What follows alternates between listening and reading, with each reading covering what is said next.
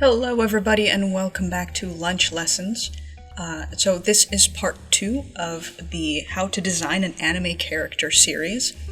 In part 1 I had gone over how to brainstorm the design of the character, and today I'm going to take my sketches and actually refine them into a finished drawing.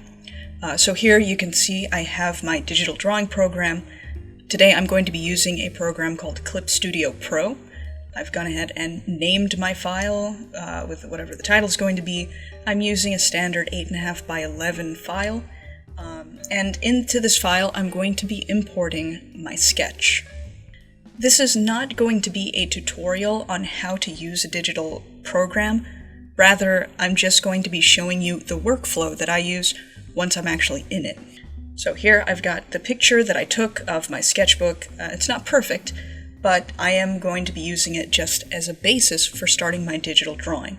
So for our purposes, your sketch doesn't have to be anything beautiful, because you are going to be using it as just a stopping off point to finishing your drawing. I've gone ahead and copied my drawing into a new layer on my canvas, and you can see that I've turned down the opacity to about 30%. I've also scaled it down because my original sketch is missing legs, but I want this picture to be a full body picture. I'm going to go ahead on a separate layer, start roughing out the pose. So I'm refining the position of the limbs. You can see that it's not quite matching up to what I had in my original sketch. The first sketch I did was very rough, and I'm doing another rough sketch to refine the pose a little bit more. I'm starting to add in some details. I've added in the legs.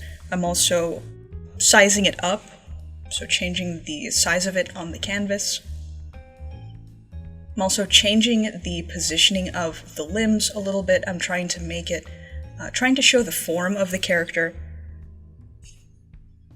And this is going to serve as a foundation for the rest of my drawing. I go ahead and add the lariat or the lasso in.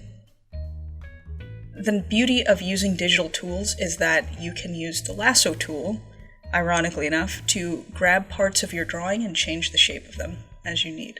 I'm starting to refine the hair a little bit, add in features like the gloves, rough out the fingers, the boots.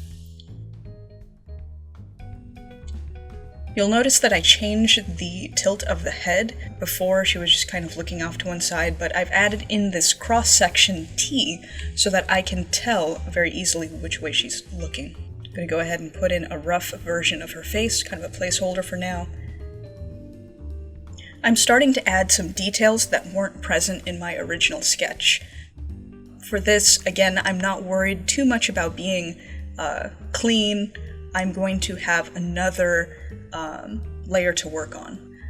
The other good thing about working digitally is that you can actually flip your canvas. When you are working on a drawing for a long amount of time, your eye tends to sort of not see the mistakes that you've been making. When you flip the canvas horizontal, or if you're working traditionally, you can also hold it up to a mirror, it actually shows you all the mistakes in your drawing and you can go ahead and fix them. I'm going to go ahead and start inking. I'm on a separate layer. I'm using a hard-edged inking brush, and I'm just using black for now. I've turned my rough sketch layer down to a lower opacity so it's more see-through, so it doesn't distract me as much from the inking, but I can still see it. And I'm just going to go ahead and keep inking over the top of that sketch layer. There's not a lot of process here. I'm still doing some correction of the form, so you may see where my sketch lines are, but I make the decision as I'm inking to actually change them up a little bit. I'm not following the sketch exactly. Again, the inking layer is sort of the last step for me to figure out some of the problems that were present in the original sketch.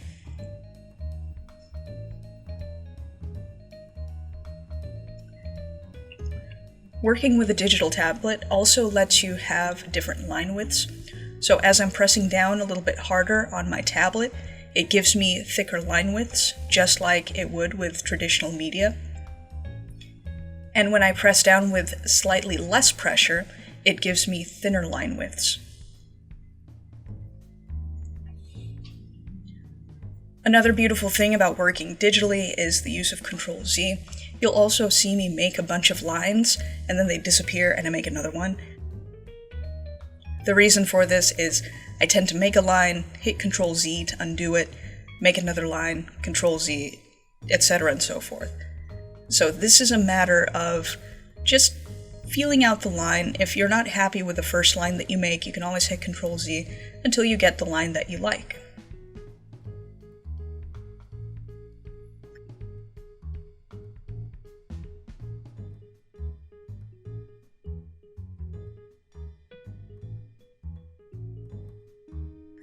I've also made a choice here. Her hair was actually facing the other direction before, but I thought that it would be more dynamic to have her ponytail kind of flipping out in the opposite direction.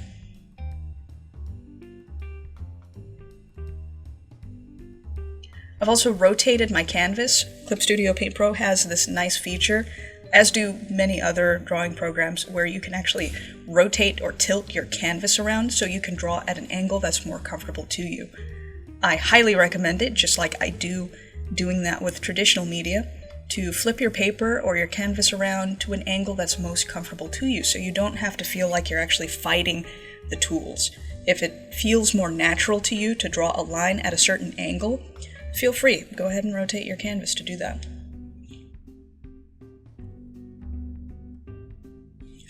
I do tend to use thicker lines for the outside of a character, and thinner lines for the areas inside, for interior details like the face, for wrinkles, buttons, small things like that. Here you can see me getting the full use out of the rotate feature as I'm trying to draw this dang lasso. It has multiple curves in it, and I just was not feeling the curves at any of the angles. So you'll see me draw the same line about 50 times while I try to get the angle right, until I eventually give up and just draw the line out of a bunch of smaller sections. Then I also go back and erase where it's overlapping some of the lines I had previously drawn. I'm adding in some line weight by going in and filling in some areas with black, to sort of mimic shadow. And here we're pretty much done with our line work. I've gone ahead and turned off my sketch layer. I'm starting to try to figure out some of the colors I want to use in this picture. I'm just grabbing some from the color wheel and just plopping them onto my color layer to get a feel for how they look situated together. So I'm starting to think at this point I want to have some sort of warm color, so like a purple or a pink. Just for fun, I think, what if she has green hair? And then I actually get kind of caught up in that idea. I'm like, you know, what if she does have green hair? Anime characters are all about having weird, funky hair colors. So I decide to stick with the green hair as I'm starting to feel out what color she's going to have.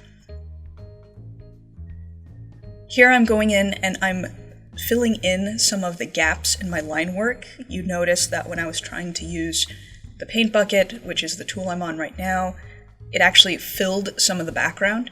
So if you're using the paint bucket tool or the fill tool, and you have an area in your line work where the lines don't connect, you will most likely fill into areas that you didn't want to fill. So it's always a good rule of thumb to make sure that your line work is touching, to make sure that you close off any lines if you want to use a tool like the flood tool.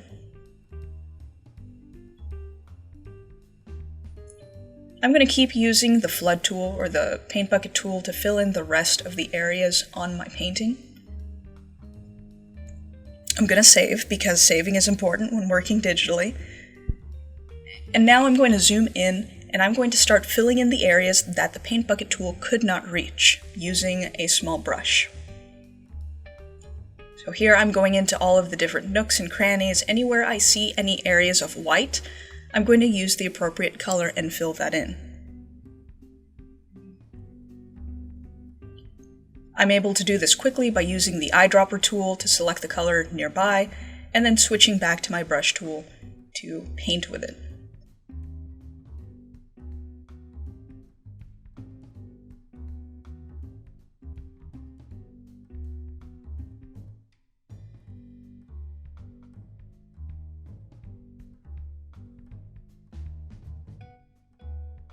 once I've filled in all of the painted colors, so I have a flat base layer all done, I'm going to use the magic wand tool to select the areas that I want to start shading in. That's going to be my next step.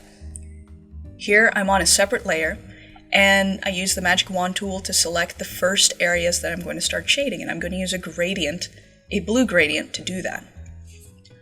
I'm also going to change the blending layer of my shading layer. So a blending layer is just another way of telling the program how this layer will interact with the ones underneath it. Here I've chosen a blending layer that changes my blue to more of a purple tone. So this is on color burn. And now I'm going to go ahead and start using the magic wand to select other areas and start shading those in as well. When I'm shading, I try to think of the person as a series of objects. You'll notice that I started with her left side, our right side, and I'm systematically making my way through different objects on her. So I treat her arms and legs as separate objects, and I shade them accordingly.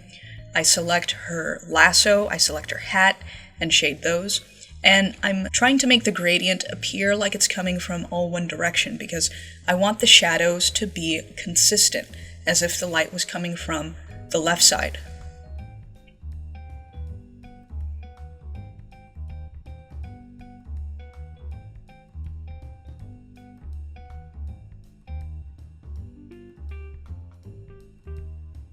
For smaller objects like her belt buckle and her belt, even her gloves, I go ahead and select those individually, separate from stuff like her arms and legs, and shade those using the gradient.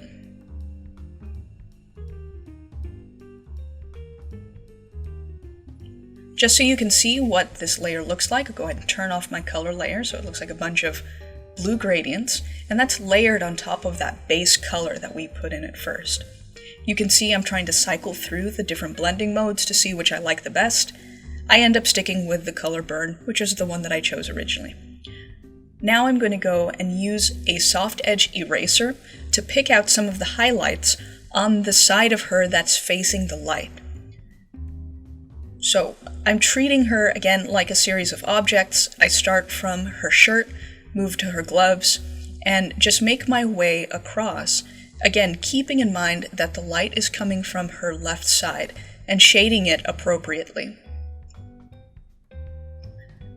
So the gradient that we put down before is actually acting as the shadow. I'm just editing that shadow a little bit using my eraser tool. Again, the beauty of digital being that you can Control Z if you make a mistake. So you don't have to feel worried about making a mistake because you can always hit the undo button and return it back to the way it was before.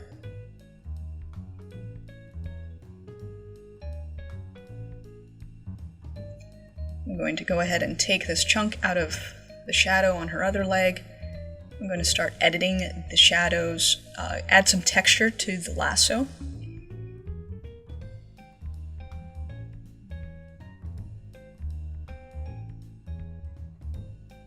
I'm going to rename my layer, hit save again.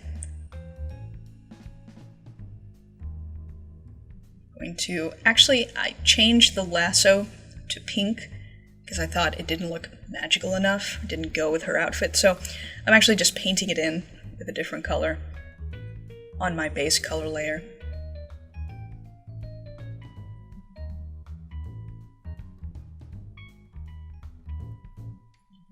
And now I'm starting to think, I've changed the lasso, I want it to look a little more magical, so I'm actually switching over to an effects brush, and this is a specialty brush that I don't use a lot. This is a sparkle brush. In fact, I don't use it at all, but again, I was designing a magical girl, so I thought, hey, let me go ahead and use it. So I make a layer, I just make it look like the lasso sparkling, change up the blending mode to make it look even more spangly, and with that, we're pretty much done.